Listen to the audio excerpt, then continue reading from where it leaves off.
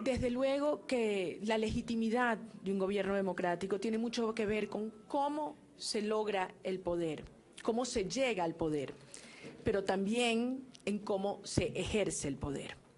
Las elecciones del 14 de abril, las elecciones presidenciales del 14 de abril en Venezuela fueron seriamente cuestionadas y cada una de esas dudas fueron documentadas y se presentaron inmediatamente, no solamente a la discusión de la opinión pública, sino también a la reunión de UNASUR, que como mencioné antes se reunió el 19 de abril en Lima.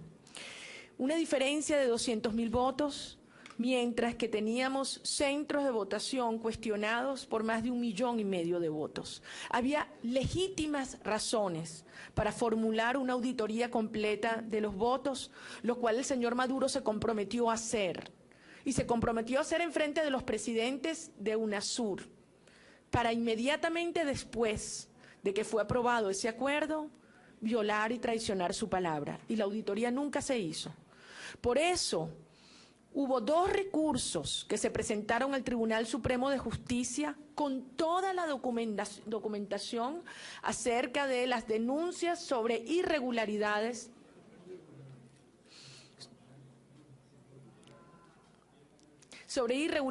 cometidas en ese entonces. Y lo que nosotros como ciudadanos teníamos el derecho a exigir al Tribunal Supremo de Justicia es que llevara adelante las audiencias y abriera la investigación y concluyera, contara los votos.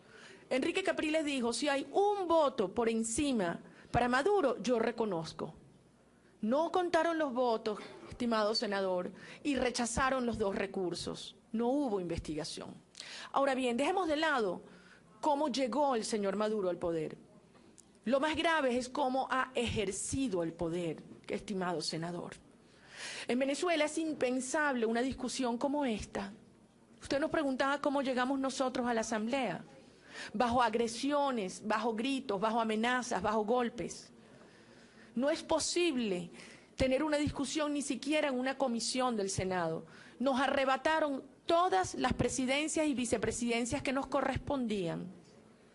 No cumplen el reglamento de interior y debate en términos de nuestros derechos a plantear discusiones o investigaciones. ¿Ustedes saben cuánto de los cientos de solicitudes de investigación de corrupción que hemos presentado en la plenaria o en la Comisión de Contraloría se han abierto? ¿Sabe cuánto, senador? 0, ninguna. Entonces, así funciona el Parlamento. Ya vemos, como le describí antes, cómo funciona el sistema judicial. No hay libertad de expresión. No hay respeto a la propiedad. Estimados senadores, se han expropiado más de 4,5 millones de hectáreas productivas, empresas pequeñas, medianas y grandes, sin pago. Hay esa persecución a los medios de comunicación. Se detienen a los líderes políticos porque tienen ideas distintas. El sindicalismo está absolutamente perseguido y criminalizado. Hay más de 200 crímenes asociados al sindicalismo, sindicalistas asesinados, y no hay investigación. De modo que yo les formulo la misma pregunta que le hice antes. ¿Cómo se llama un régimen que persigue? ¿Cómo se llama un régimen que censura? ¿Cómo se llama un régimen que tortura a estudiantes detenidos? ¿Cómo se llama un régimen que asesina estudiantes o manifestantes pacíficos en la calle? ¿Cómo se llama?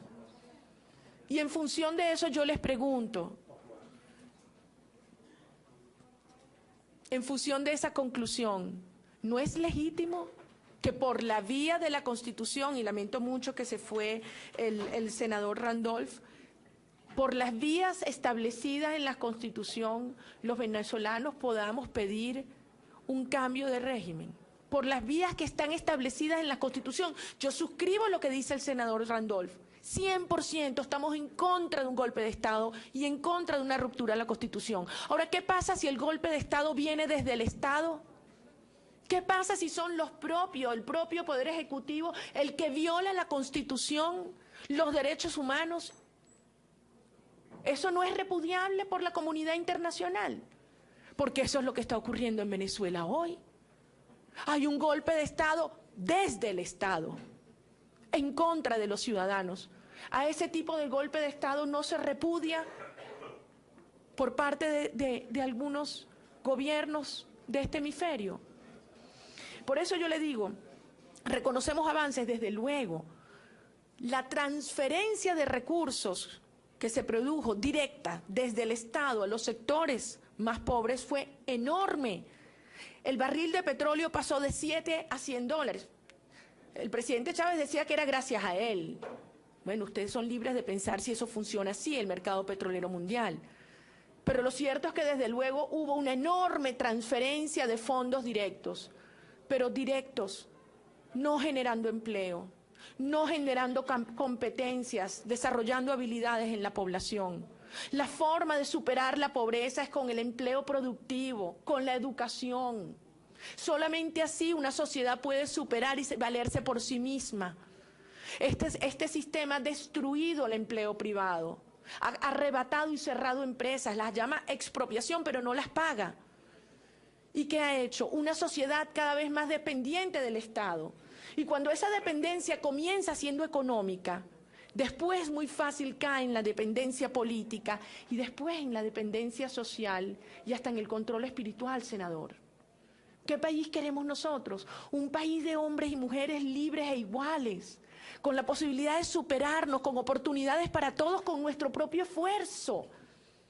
Donde aquellos que nacen en los hogares más vulnerables, toda la sociedad lo asume como un compromiso a través de alianza entre sectores, pero no haciéndolo dependiente del Estado, sino dándole la oportunidad de construir y superarse con su esfuerzo para ser verdaderamente libre.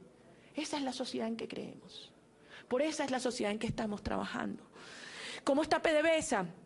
PDVSA producía 3.3 millones de barriles al día en el 98. Hoy, según la OPEP, produce menos de 2.3. PDVSA exportaba más de 400.000 barriles diarios de gasolina y diésel. Hoy importa más de 50.000 barriles al día.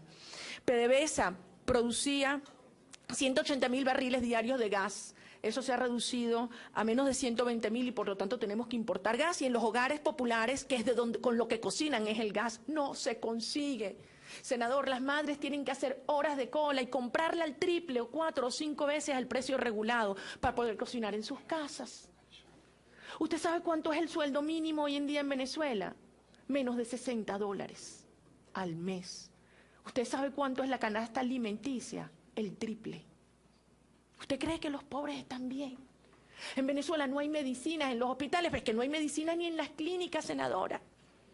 Pero hace un mes estuvimos en una organización, un instituto del Ministerio de Salud que se llama el CEFAR, porque los trabajadores de allí nos habían contactado, me dijeron que confiaban en mí que fuera y me abrieron la puerta. ¿Sabe lo que nos encontramos? Depósitos y depósitos de medicinas vencidas que acababan de llegar. Llegan vencidas, trianguladas por Cuba, las compran a punto de vencerse y después las queman, porque hacen un gran negocio. No hay medicina en los hospitales, senador, pero se gastan 40 millones de dólares semanales comprando medicinas vencidas que vienen por Cuba. 40, creo que me equivoqué, porque creo que es mucho más la cifra, pero ya esa es una cifra escandalosa. La deuda venezolana era 35.000 millones de dólares en el año 98. Hoy no sabemos exactamente, pero sabemos que más de 200.000 millones de dólares. Este gobierno ni siquiera ha sido capaz de pagar la deuda a los proveedores, a los importadores. Pregúntenle a las empresas brasileras en Venezuela si no son capaces de pagar sus propias deudas para que repatrien además sus dividendos. ¿Cómo le va a llegar al resto de los venezolanos? Porque las empresas transnacionales tienen quien las defienda, pero los ciudadanos no. O a los que queremos defenderlos nos sacan a patadas del Parlamento o nos amenazan con ponernos presos. Entonces la situación económica y la situación social en Venezuela es terrible, desastrosa, y por eso salieron nuestros jóvenes a protestar, porque les arrebataron el futuro, porque sienten que no hay futuro para un joven en Venezuela, que le están matando a sus amigos. Cada 20 minutos, senador, asesinan a un joven venezolano. ¿Saben a quiénes asesinan? A los más jóvenes y a los más pobres. Cada 20 minutos. La impunidad es 98% en homicidios. Usted le pide a la madre que le asesinaron un hijo que espere qué, si no va a haber justicia, a que le asesinen el otro. Al padre que no le alcanza con qué darle de comer a sus hijos, que espere, a que se le mueran de hambre. Al trabajador, al productor que le arrebataron su propiedad porque el Estado quiere ser dueño de todo, que espere qué. ¿O es que no tenemos derechos? A que se respeten nuestros derechos económicos, sociales y políticos. Si nosotros queremos paz, y sí va a haber una solución pacífica en Venezuela, sí la va a haber, porque el pueblo de Venezuela está en la calle, no enfrentado pueblo contra pueblo. No es verdad que hay una guerra civil, hay una guerra contra los civiles, de un grupo pequeño que está en el poder, senadora, dispuesto a todo, porque mientras en Venezuela estamos pasando hambre y trabajo, se le regalan anualmente a Cuba 12.000 millones de dólares, 12.000 millones de dólares al año. ¿A cambio de qué? A cambio de la sumisión del gobierno venezolano y de la entrega de nuestra soberanía nacional. Es trágico, es triste, es humillante. Y por eso estamos luchando, porque es un tema de dignidad. Un tema de dignidad humana y un tema de dignidad nacional. Yo voy a terminar con mi caso. Me han hecho muchas preguntas. Quiero terminar con mi situación. Desde luego, senador, el artículo 149 dice que no se pueden aceptar cargos a tiempo completo que compitan contra el ejercicio de un diputado. Pero el artículo 191 dice que un diputado puede ejercer cargos de docencia y funciones accidentales. Yo no le digo que cree en mi palabra, pero lea la comunicación del secretario general de la OEA Insulza, donde él dice que yo actué en mi carácter de diputada, ejerciendo una función accidental para poder hablar, para poder decir lo que estoy diciendo aquí. Y eso fue lo que hice, hablé por los venezolanos. Y le digo algo, si antes de haberme sentado allí me hubieran dicho que por hacerlo me iban a destituir inconstitucionalmente del Parlamento, me iban a amenazar de traición a la patria, de terrorismo, de homicidio, y me iban a amenazar de meter presa, me hubiera sentado y hubiera hablado. Porque lo hice porque es mi deber como venezolana en un momento que estamos enfrentando una dictadura en Venezuela. Es mi deber, es lo que esperan los ciudadanos de mí. Y esas muestras de valentía que nos están dando los ciudadanos, los estudiantes en la calle. Miren, senador, yo estuve en Valencia con la madre de Geraldine Moreno horas antes de que se muriera. Y ahí habían 2 muchachos heridos de perdigones de la cabeza hasta los pies. Yo entré a verlos y estallé a llorar. Tenía la edad de mi hijo. Y Juan Carlos, este muchacho, me dijo: María Corina, solamente estoy esperando que se me cure esta herida en la pierna para volver a la calle con mis compañeros. Y la madre de Geraldine y la madre de Jimmy Vargas, que asesinaron en Táchira, al lado mío, en una concentración en San Cristóbal, me dijo, su hijo no tenía ni 3 días de asesinado. Me dijo: no me des el pésame, no llores, luchen, luchen. Es un tema de valores y de principios, senador, y frente a esto, nada nos va a detener. No hay represión, no hay amenaza, ni cárcel. Y a mí me podrán poner a un lado o meter presa, pero es que el movimiento tiene millones de líderes, senador, millones, y otros tomarán nuestro lugar. Si yo he sufrido agresiones antes, quizás ustedes se acuerdan, el 30 de abril del año pasado, en la plenaria de la Asamblea Nacional, una diputada del oficialismo me golpeó, me lanzó al piso, tuve 5 fracturas en la cara. Debo reconocer que yo no sentí dolor en ese momento y me paré. No me dolía, de verdad, me dolió mucho después. Pero en ese momento me paré y subí al estrado y le dije al diputado Cabello, presidente de la Asamblea Nacional: abra las puertas que las tenían cerradas con candados.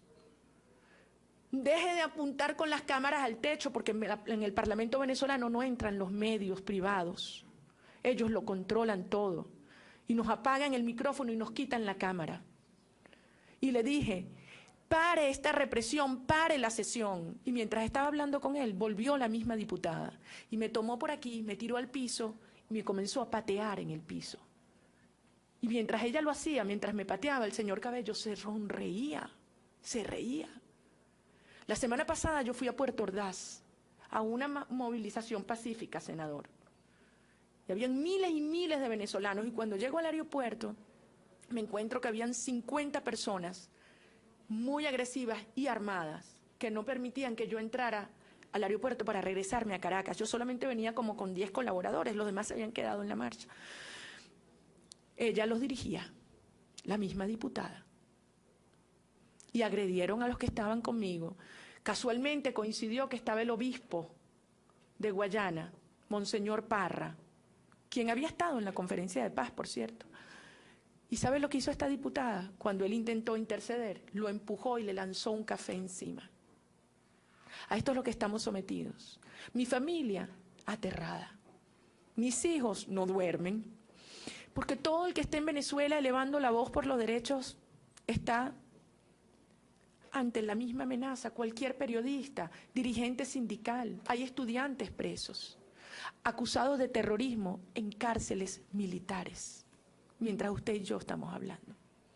Por eso le quiero decir, quizás no fue una coincidencia después de todo que yo esté aquí en estos días, donde ustedes cumplen 50 años de esa fecha nefasta y donde nosotros atravesamos la misma situación. La parte positiva es que nos sensibiliza a ambos pueblos a asumir que tenemos un mismo destino. Nosotros estamos decididos a conquistar la democracia y la libertad. Tengan confianza en el pueblo de Venezuela. Lo haremos pacíficamente en el marco de nuestra Constitución. Muchas gracias.